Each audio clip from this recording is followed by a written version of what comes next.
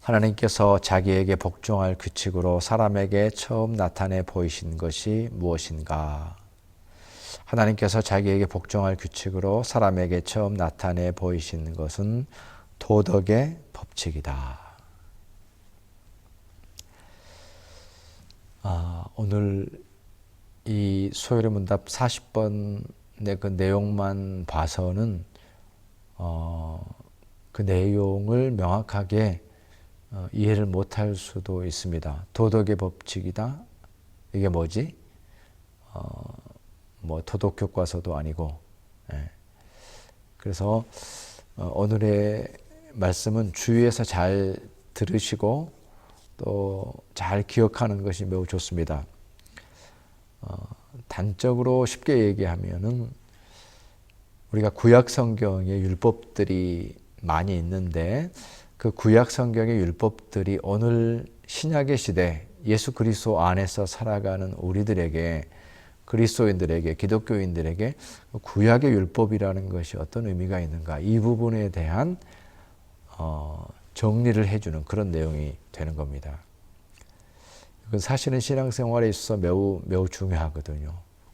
성경 안에, 하나님의 말씀인 성경 안에 구약과 신약이 있는데, 구약도 성경인데 그 성경의 내용을 보게 되면은 우리에게 해당되지 않는, 또 우리가 할 수 없는 그런 부분들도 있거든요. 그래서 이게 어떻게 돼야 되는 건가? 구약의 율법들을 우리가 오늘날 어떻게 받아들여야 되는가? 이 부분에 있어서 사실 그 정리가 잘 되어 있어야 되는데 그것 없이 그냥 열심히 또 성경이니까 이런 차원에서 우리가 이해하거든요. 그래서 기본적으로 신구약 성경은 하나님의 변함없는 말씀이다 라고 하는 것을 우리가 신앙으로 고백하면서 그럼에도 불구하고 구약 안에 있는 율법을 어떻게 바라볼 것인가 라고 할 때에 가장 먼저 어떤 그 중요한 기준은 성경 전체의 주제가 예수님을 통한 구속이잖아요. 하나님의 구원의 계획이고 그것의 핵심은 예수 그리스도니까 예수 그리스도라고 하는 성경 전체의 주제를 통해서 그것을 우리가 이제 프리즘이다 이렇게 표현하잖아요. 그 프리즘을 통해서 예수 그리스도라고 하는 기준을 가지고서 성경 전체를 바라보는 겁니다. 이미 완성된 복음이고 또 결국 성경의 주제가 예수 그리스도이기 때문에 예수님을 통해서 신구약 성경 전체를 바라보고 그 다음에 조금 더 확장해서 얘기한다 그러면 신약을 가지고 구약을 바라보는 그런 관점입니다. 그래서 성경 안에서 바로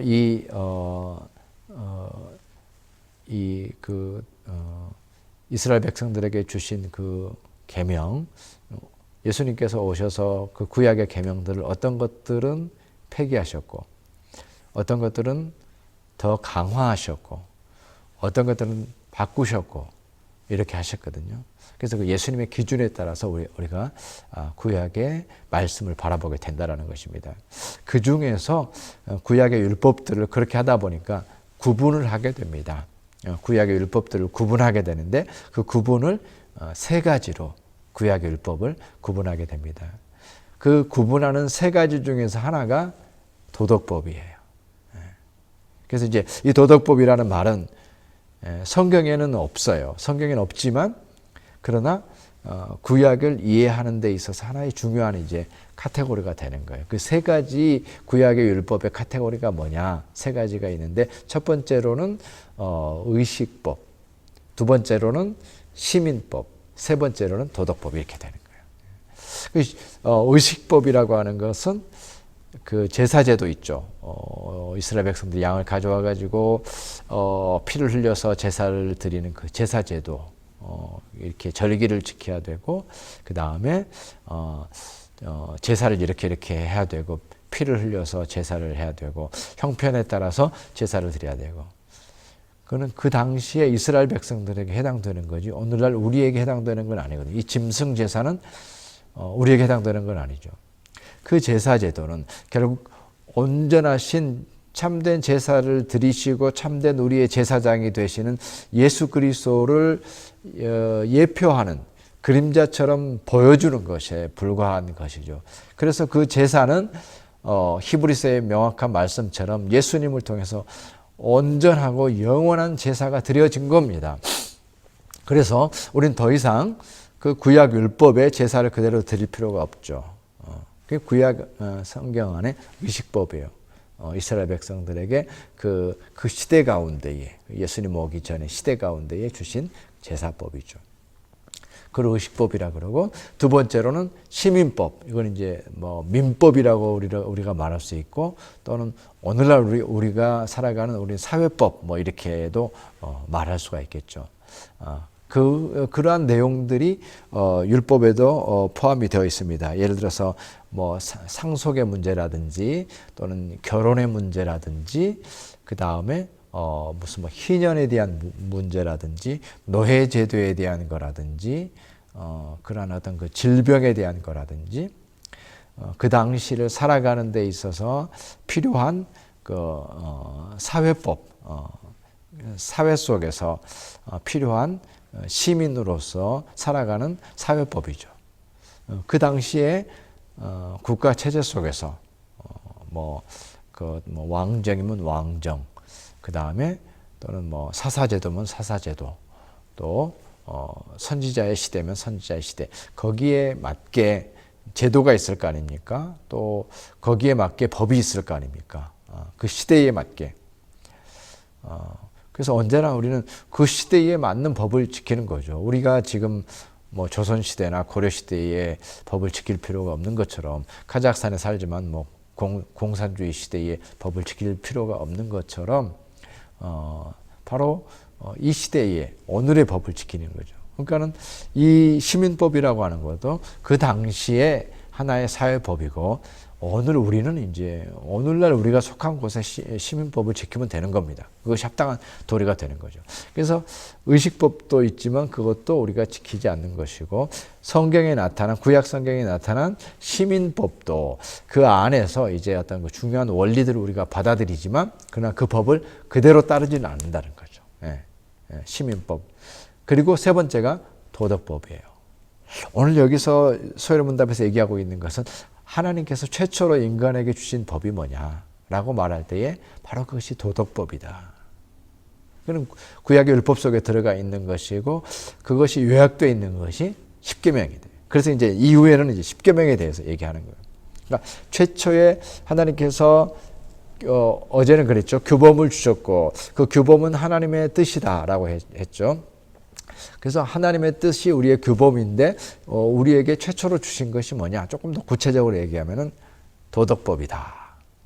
그리고 그 도덕법은 어디에 되어 있느냐? 십계명이다. 이렇게 해서 이제 십계명을 우리가 이제 계속해서 얘기를 하게 되는 겁니다.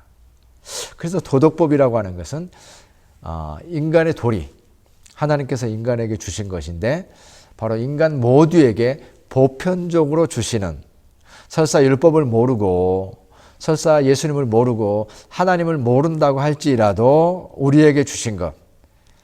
그래서 자연의 계시를 통해서 하나님을 우리가 알 수 있는 것처럼 이미 우리 가운데에 양심이 있잖아요. 양심이 있고 인간으로서의 기본적인 도리를 다하기 위해서 우리에게 주신 기본적인 법, 이것이 바로 도덕법이고 하나님께서 인간에게 주신 거예요.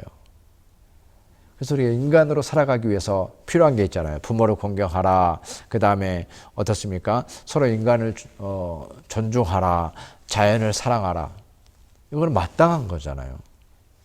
그렇지 않으면 인간으로 살아갈 수 없는 거죠. 그래서 하나님께서 인간을 창조하시고 가장 먼저 주신 것이 뭐냐라고 말할 때 그것이 도덕법이다. 이것은 모든 인류에게 동일하게 있는 것이고, 그 다음에 설사 믿지 않는 자라고 할지라도, 그리고 배우지 않았다고 할지라도 알 수 있다. 이렇게 말씀하는 겁니다.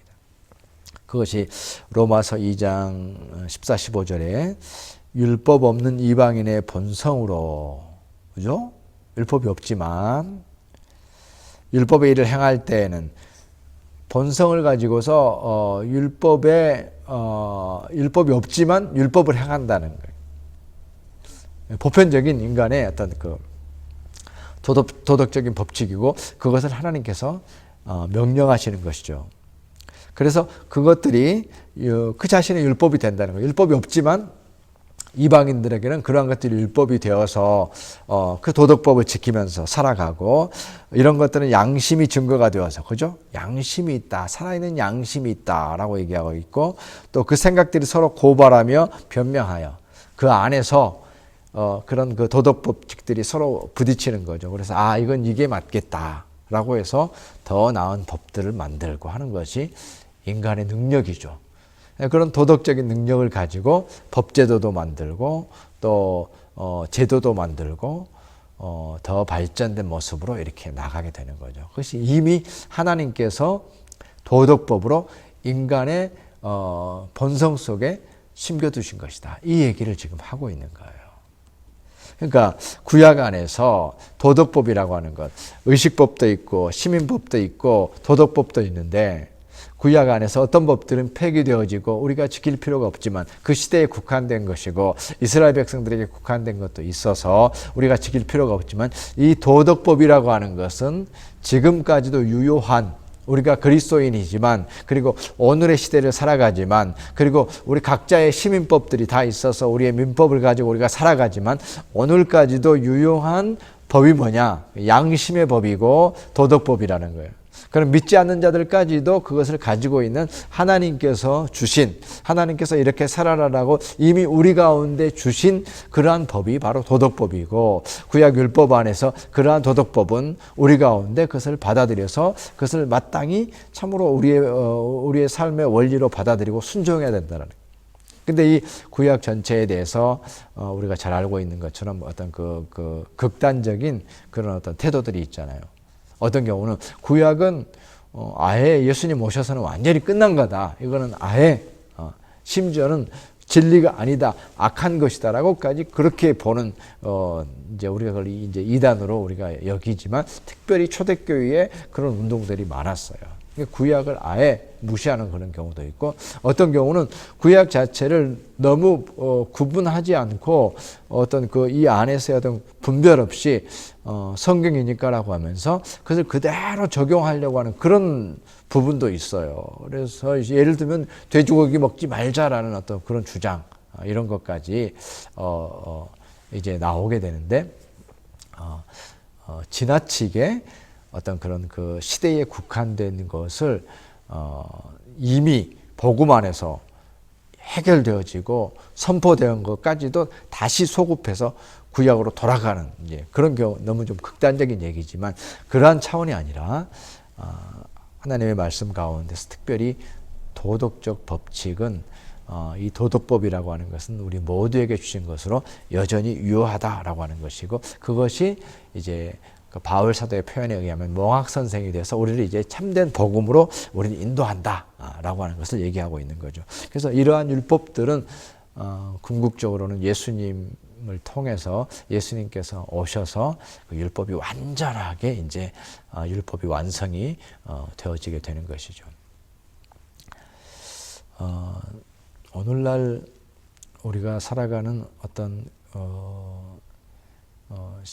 삶의 상황 속에서 여러 가지 재앙들이 오고 질병들이 오고 하는 이 문제의 근본적인 문제가 어디 있느냐라고 말할 때에 우리는 분명하게 그 도덕법의 상실, 인간이 인간으로서 기본적으로 지켜야 될 도덕법을 잃어버림으로써, 하나님께서 주셨는데, 그래야만 인간으로 살 수 있다고 하나님께서 주셨는데 그것을 버린 것이 문제입니다.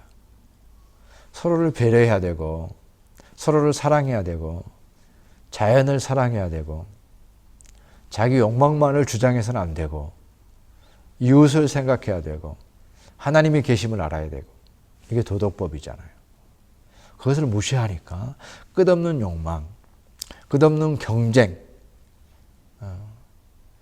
내가 살기 위해서 이웃을 죽이는 그런 것들이 정당화되고 합법화되어지는, 내 주장을 관찰하기 위해서 다른 사람의 주장을 받아들이지 않는 그러한 모든 것들이 양심의 부재, 도덕의 부재, 그죠? 상식의 부재, 과학의 부재, 이런 것들로 이어지는 겁니다. 그래서 오늘날의 많은 문제가 이러한 것, 결국은 도덕법을 지키지 않는 데서 오늘 이 인류 가운데 닥치고 있다라는 이 사실을 우리가 기억해야 되고, 우리가 신자로 살아가면서 개인적으로 신앙이 열심히 있고 또 열심히 신앙을 가지고 살아간다라고 하는데 이 도덕법이 부족한 경우가 있어요.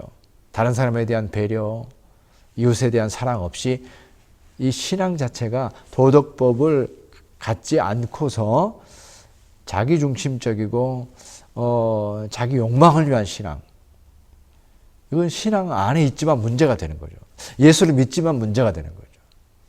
예수 안에 있다라고 하는 것은 기본적인 이러한 그 도덕법, 사람을 생각하고 이웃을 생각하고 내가 가진 것을 나눌 수 있고 다른 사람을 이해하려고 하고, 이러한 그 도덕법을 기초로 해서 해야만 신앙이 바로 되고, 그때의 그 신앙의 열매, 감동, 예수 그리스도를 따라가는 그런 모습이 이제 거기서 나오는 거거든요. 그래서 도덕법을 우리가 오늘날에도 소중하게 여기는 것이 너무나도 중요하다. 가정의 파괴라든지 인륜의 파괴라든지, 그죠? 세대적인 너무나도 어떤 그 무시하거나 차별하고 차이가 있는 거, 어른을 존중하지 않는 것들, 다 이 도덕법의 부재에서 오는 것이거든요. 또 더군다나 우리가 지금 문제가 되고 있는 것이 교회와 교회 지도자들의 문제, 이것이 또 심각한 문제잖아요. 교회도 참으로 타락될 수 있고 교회의 지도자도 이 하나님께 주신 그 도덕법을 잃어버리면 자기 욕망을 위해서 신앙하게 되어지고 자기 욕망을 위해서 사역하게 되어지고 자기 욕망을 위해서 교회도 존재하게 되어질 수가 있습니다. 권력을 위해서 교회가 존재할 수가 있게 됩니다. 충분히 그럴 수 있죠. 말씀 안에 있는 도덕법을 버리게 되면 모든 것이 타락하게 되어지고 망가지게 되는 것입니다. 신앙도 망가지게 되는 거죠. 하나님께서 최초로 주신 그 규범은 바로 이 도덕법 안에 있다는 것을 우리가 기억하면서, 가장 먼저 도덕법 하면 성경 안에 이러한 이 규범, 이렇게 있고 여전히 우리에게 필요한 모든 사람에게 있는 도덕법, 이 사실을 기억하시고, 특별히 오늘날 문제, 우리가 이 시대에 발견되어지는 모든 문제가 하나님께서 인간으로 하여금 인간답게 살도록 우리에게 주신 그 도덕법의 부재에 있다는 것을 기억하면서, 우리가 신자이든지 아니든지 바로 이 도덕법의 가치를 분명하게 깨닫고 우리가 예수 그리스도의 복음 안에 살아가지만, 그죠? 예수 그리스도의 복음 안에, 그 풍성한 복음 안에 살아가지만, 그럼에도 불구하고 하나님께서 우리에게 도덕법을 주셨다라고 하는 것을 분명하게 기억할 수 있기를 바랍니다.